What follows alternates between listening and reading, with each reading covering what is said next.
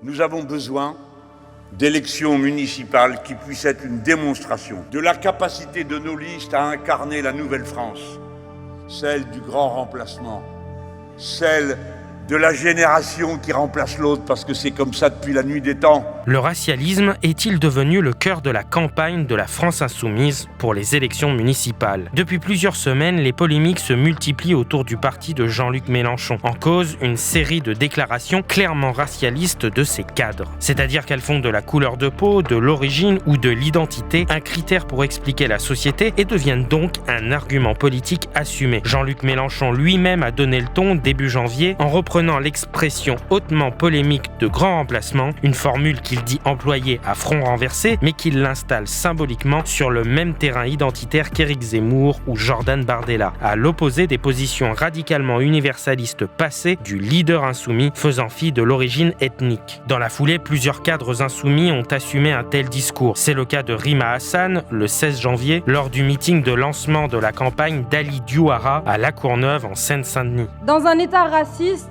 qui relativise son histoire coloniale, voire qui la glorifie, son nom, la couleur de sa peau, c'est politique.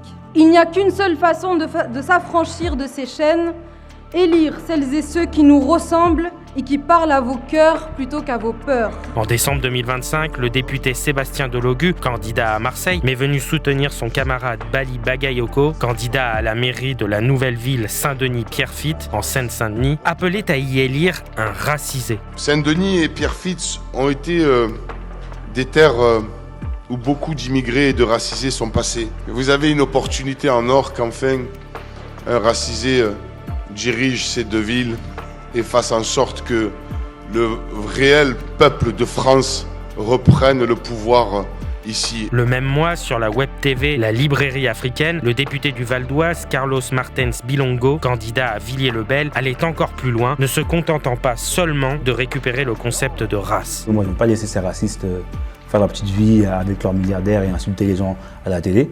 On va leur montrer qu'on est plus nombreux. Ils ont voulu se foutre de nous, ils ont voulu nous insulter. Nous, on est plus intelligents, on est plus endurants. Et si on avait plus de gosses qu'eux, comme M. Sterrin se plaint de ça, bah, tant pis pour eux. Si vous devez faire des gosses, bah, ils ont qu'à s'aimer et faire l'amour et faire des enfants. S'ils n'arrivent pas à en faire, tant pis pour eux. En tout cas, nous, on a réussi à le faire. Nos mamans ont réussi à nous éduquer correctement. Qu'est-ce que tu penses du grand remplacement ? C'est ce que j'allais dire. C'est presque un discours de grand remplacement.